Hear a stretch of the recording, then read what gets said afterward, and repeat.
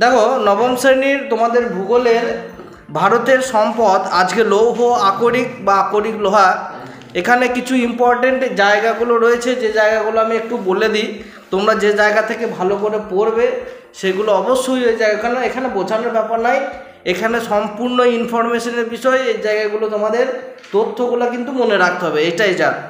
দেখো এই আকরিক লোহা বর্তমান যে যন্ত্র সভ্যতা, এই যুগের অন্যতম প্রধান ধারক বাহক হচ্ছে কে?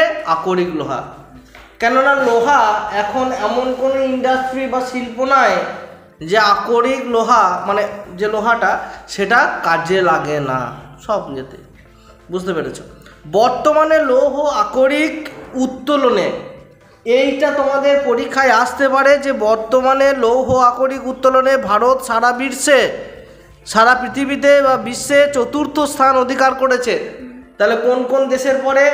চীন, অস্ট্রেলিয়া, ব্রাজিলের পর ভারতের স্থান লোহা আকরিক লোহা তোলা। দেখো এই যে আকরিক লোহা, এইটা কিন্তু শুদ্ধ লোহা নয়, এইটা মনে রাখবে। এটা মাটির তলা থেকে, এইটাকে আবার শুদ্ধ করতে হয়, এইগুলোকে আবার বিশুদ্ধ করতে হয়। পুরো সাদা হয়ে গেল যে রে,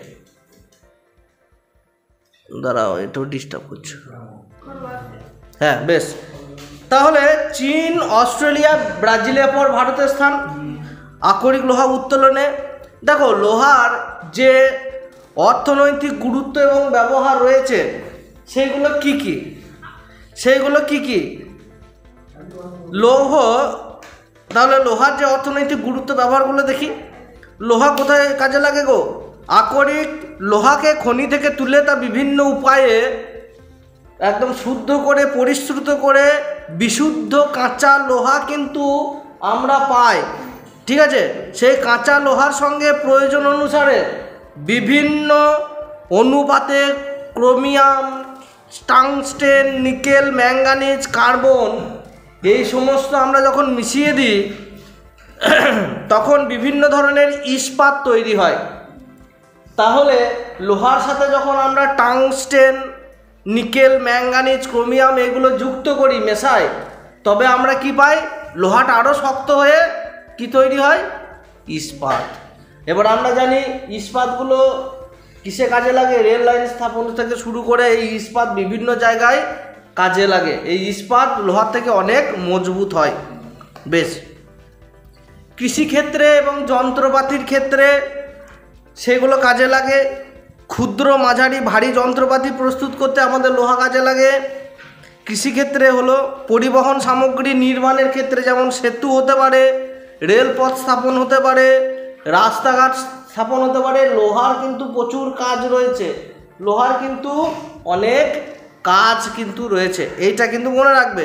তাহলে তোমাদের পড়তে পারে যে লোহার অর্থনৈতিক গুরুত্ব এবং ব্যবহার লেখো। আকরিক লোহার শ্রেণী বিভাগ, এর পরের গুরুত্বপূর্ণ যে জিনিসটা তোমাদের পড়তে হবে। তাহলে আকরিক লোহাকে কয়টা ভাগে ভাগ করা যায়? যখন আমরা খনি থেকে লোহাটাকে তুলি তাহলে সেই লোহাকে আমরা কটা ভাগে ভাগ করতে পারি? তার ভাগ হচ্ছে 4টে। দেখো হেমাটাইট, 2 নম্বর হচ্ছে ম্যাগনেটাইট, 3 নম্বর হচ্ছে লিমোনাইট, 4 হচ্ছে সিডেরাইট। এবারে দেখো হেমাটাইট হচ্ছে উঁচু জাতের লোহা। এবার একটা জিনিস আমি বলি, কয়লার ক্ষেত্রে কয়লারও এরকম ভাগ আছে, লোহারও ভাগ আছে, হ্যাঁ, সোনা, রূপা, এগুলো বিভিন্ন কোয়ালিটি আছে। এইবারে দেখো একটা জিনিস মনে রাখবে, যে ধরো চীনে তো লোহা পাওয়া যায়, ঠিক আছে, কেমন মানের লোহা পাওয়া যায়? ভারতে কয়লাও পাওয়া যায়, কিন্তু কেমন মানের কয়লা পাওয়া যায়? উন্নত মানের কয়লা না একদম নিম্ন মানের কয়লা না মাঝারি কয়লা? তাহলে এই ক্ষেত্রে দেখো এখানে আকরিক লোহার শ্রেণীবিভাগ বলেছে। তাহলে হেমাটাইট জাতীয় যে লোহাগুলো রয়েছে এতে ধাতব লোহার পরিমাণ 70% থাকে। আর ম্যাগনেটাইট এটি অতি উঁচু জাতের লোহা, এখানে ধাতব লোহা থাকে 72.4%, 72.4%। এইটা সব থেকে ভালো লোহা ম্যাগনেটাইট। এই ম্যাগনেটাইট লোহা যদি পাওয়া যায় সব থেকে ভালো, এখানে ধাতব লোহার পরিমাণ অনেক বেশি, মজবুত, লোহাটা বেশ শক্তিশালী।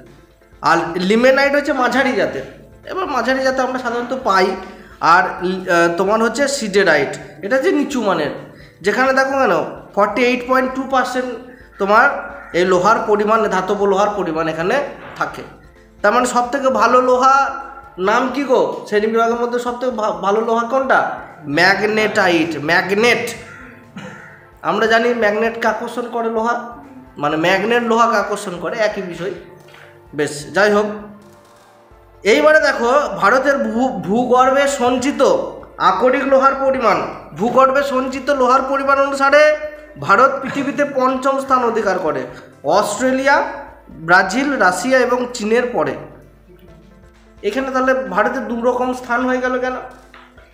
একটা মাটির তলা থেকে লোহা তোলার জন্য ভারতের স্থান 4 নাম্বার, আর মোট ভারতে কত লোহা সঞ্চিত আছে ভূগর্ভে সেখানে 5 নাম্বার। তার মানে দেখো চীন কিন্তু প্রথম ছিল, লোহা উত্তোলনে চীন প্রথম, কিন্তু চীনের থেকে অস্ট্রেলিয়ার ভূমিতে বেশি লোহা রয়েছে, কেন এখানে দিয়েছে অস্ট্রেলিয়া। তারপর ব্রাজিলে বেশি রয়েছে, এগুলো সঞ্চিত খনিজ আর কি। তারপর রাশিয়া, তারপর চীন, তুললে কম। এই যে তেল সৌদি আরব তুলছে, কুয়েত তুলছে, ইরান, ইরাক, এরা সব তেল মাটির তলা থেকে তুলছে। তেল থাকবে আর 50 বছর পর? থাকবে না, দেশগুলো সব ফকির হয়ে যাবে। তার মানে যে দেশগুলো কম পরিমাণে তেল থাকা সত্ত্বেও কম তুলছে, যেমন আমেরিকা, পরে কি করবে? ওই তেলগুলো বিক্রি করবে, তখন আর তো কোনো দেশের কাছে তেল থাকবে না, তখন আমেরিকা তুলে তুলে বেচবে বেশি টাকা দিয়ে। এইটাই বুদ্ধিমানের, এখন কিনে কিনে স্টক করে রাখছে। এইরকম করে বিভিন্ন দেশে কিন্তু পলিসি তারা করে। বেশ, তাহলে একটু আমরা দেখে নিই ভারতে সঞ্চিত যে অধিকাংশ লৌহ আকরিকই অতি উচ্চ শ্রেণীর। এইটা খুব ভালো একটা জিনিস। ওই জন্য ভারতের মধ্যে না প্রচুর লৌহ ইস্পাত কেন্দ্র গড়ে উঠেছে। দুর্গাপুরে যাও, গাদা আগুচ্ছেন আছে, বুঝতে পেরেছ? কেননা এখানে হেমাটাইট জাতীয় অতি উচ্চমানের আকরিক লোহা পাওয়া যায়। কোথা? ভারতের। তার মানে ভারতের যে লোহাটা পাওয়া যায় ভালো মানের পাওয়া যায়, এইটাই আনন্দজনক, আনন্দদায়ক। ম্যাগনেটাইট জাতীয় আকরিক পাওয়া যায়, হেমাটাইট আর ম্যাগনেটাইট দুটোই পাওয়া যায় 70% না 72%। সর্বশেষ প্রাপ্ত 2017 পরিসংখ্যান অনুযায়ী ভারতে আনুমানিক প্রায় 1301 কোটি মেট্রিক টন লৌহ আকরিক সঞ্চিত আছে। ভাবো, 1301 কোটি মেট্রিক টন। এর মধ্যে ভালো মানের যেটা রয়েছে সেটা 960 কোটি মেট্রিক টন রয়েছে, আর ম্যাগনেটাইটটা রয়েছে 340 কোটি মেট্রিক টন, আর নিম্নমানে যেগুলো রয়েছে সেটা 200 কোটি মেট্রিক টন। কিন্তু সমস্যা আছে, আমাদের প্রচুর মানে লোহা কিন্তু আমরা তুলি। যেমন দেখো এখানে দেখো আমাদের মোট লোহার পরিমাণ কত? 1300, এই যে এখানে দিচ্ছে 1301 কোটি। তাহলে এটা মনে রাখো, 1301 কোটি। এইবারে আমাদের এইখানেই সমস্যা কি,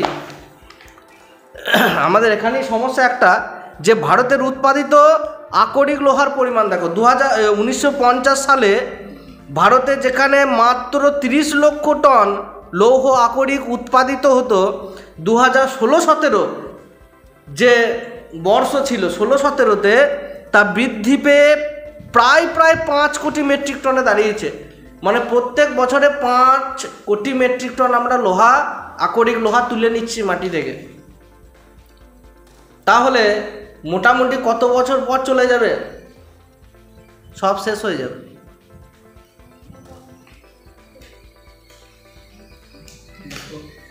প্রায় 200-250 বছর পর। এইবার ধরো ঠিক আছে, এখন তো বলছে 2016-17 সাল অনুযায়ী প্রায় 5 কোটি মেট্রিক টন দাঁড়াচ্ছে, এখন 2025-26, তাহলে এখন এর পরিমাণ কিন্তু আরও বেড়েছে।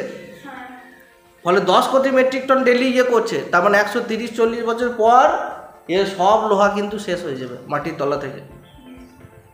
এইভাবেই এইগুলো তো অপুনর্ভব, এগুলো তো পুনরায় আর উদ্ভব হবে না। যেটুকু ছিল সেটুকু শেষ, ফাঁকা করে দিয়েছে সব, কয়লা ফয়লা থেকে শুরু করে সমস্ত কিছু। এইগুলোই হচ্ছে সমস্যা, পরে এগুলো প্রচুর সমস্যা হবে। যাই হোক, দেখো তাহলে এই যে ভারতের আমাদের যে জায়গাগুলো কিন্তু পরীক্ষায় পড়ে বা লিখতে হয়, যে ভারতের রাজ্যভিত্তিক লৌহ আকরিক উৎপাদন এবং উল্লেখযোগ্য যে লৌহ খনিগুলো রয়েছে, ভারতে কোথায় কোথায় লোহা পাওয়া যায় বা কোন খনিগুলো নাম রয়েছে, কোন খনিটা প্রথম, দ্বিতীয়, তৃতীয়, কোথা থেকে বেশি লোহা আমরা তুলে নিয়ে আসছি, এগুলো দেখো। প্রথমে দেখো উড়িষ্যা যে রাজ্য, সব থেকে বেশি লৌহ আকরিক আমরা কি করি, ওইখানে উৎপাদন করি। আর দুর্গাপুরটা এমন জায়গায় লৌহ ইস্পাত শিল্পটা গড়ে উঠেছে, উড়িষ্যাও কিন্তু দুর্গাপুর থেকে কাছে, খুব বেশি দূর নয়। এই যে ময়ূরভঞ্জ যে জেলা রয়েছে, এখানে ময়ূরভঞ্জ বলো, বাদাম পাহাড় বলো, বোনাই বলো, গুরু মহিষিনী বলো, হ্যাঁ, সুলাইপাত বলো, কেওনঝাড় বলো, ঠাকুরানী, বোলানি, বাঁশপানি, খুঁড়বাঁধ, সম্বলপুর, এই সমস্ত জায়গা থেকে আমাদের কিন্তু দুর্গাপুর কাছে। ফলে এই লৌহ আকরিক আসতে কিন্তু অনেক সুবিধা হয়, ফলে ওখানে কিন্তু শিল্প গড়ে উঠেছে। ওই জন্যই আমাদের রুর বলা হচ্ছে, ভারতের রুর হচ্ছে আমাদের দুর্গাপুর। এত লৌহ ইস্পাত শিল্প বা অনেক কলকারখানা, কেন সব দিকে ঝরিয়া টরিয়া কয়লা খনি আসছে, আসানসোলে রানীগঞ্জে কয়লা খনি, লৌহ ইস্পাত কেন্দ্র, এইগুলোর জন্যই তো গড়ে উঠেছে। একদম ঠিক মিডিল পয়েন্টে আছে দুর্গাপুর। আর সড়ক ব্যবস্থা ভালো, আমাদের ওখানে দামোদর নদ রয়েছে, নদ, ওখান থেকে জল পাওয়া যায়, আবার কি চাই, মানে একদম পারফেক্ট, বুঝতে পেরেছ? তা কোন কোন জায়গায় লোহা পাওয়া যাচ্ছে ভারতের মধ্যে? প্রথম স্থান অধিকার করেছে উড়িষ্যা রাজ্যের মধ্যে, দ্বিতীয় কর্ণাটক, তৃতীয় গোয়া, চতুর্থ ছত্তিশগড়। আর পড়ার দরকার নাই, কেননা এতগুলো প্রয়োজন হয় না। ভারতের মধ্যে প্রথম স্থানকে অধিকার করেছে, আর দ্বিতীয় স্থান, এইটুকু মনে রাখলেই আকরিক লোহা হয়ে গেল। আর মনে রাখবে পৃথিবীতে মোট ছত্তিশগড়, কর্ণাটক, ওই কাছাকাছি বললাম তো। প্রথমটাই মনে রাখবে, প্রথমেই থাকবে, দ্বিতীয়, তৃতীয় এগুলো আর প্রয়োজন হয় না, একটু জেনে রাখবে কি কোন কোন জায়গায় কোন কোন রাজ্যে পাওয়া যাচ্ছে, বাস। আর একটা মনে রাখবে যে লৌহ উৎপাদনে ভারত কত স্থান পৃথিবীতে, আর কতটা সঞ্চিত রয়েছে, কত মেট্রিক টন রয়েছে, হ্যাঁ, মানে সঞ্চয় জায়গা থেকে পৃথিবীতে পঞ্চম ভারত, কোন কোন দেশের পরে, এটা একটু মনে রাখলে। আর লোহা কোন কোন আকরিক লোহা বা বিশুদ্ধ লোহা কোন কোন কাজে লাগে, সেগুলো মনে রাখলে এতেই হবে। এইখানে আর কোনো প্রয়োজন নাই। এর পরের দিন আমরা তোমাদের কয়লাটা একটু বলে দেবো। যেমনভাবে আকরিক লোহাটা হলো, কয়লাটাও ওই রকম করে শ্রেণীবিভাগ আছে, কয়লার ব্যবহার রয়েছে, হ্যাঁ, কয়লার অর্থনৈতিক গুরুত্ব ব্যবহার রয়েছে, ভারতে কেমন কয়লা পাওয়া যায়, হ্যাঁ, ভারতে কোন কোন রাজ্যে সবথেকে বেশি কয়লা পাওয়া যায়, এইগুলোই, এই সবগুলোরই কিন্তু একই।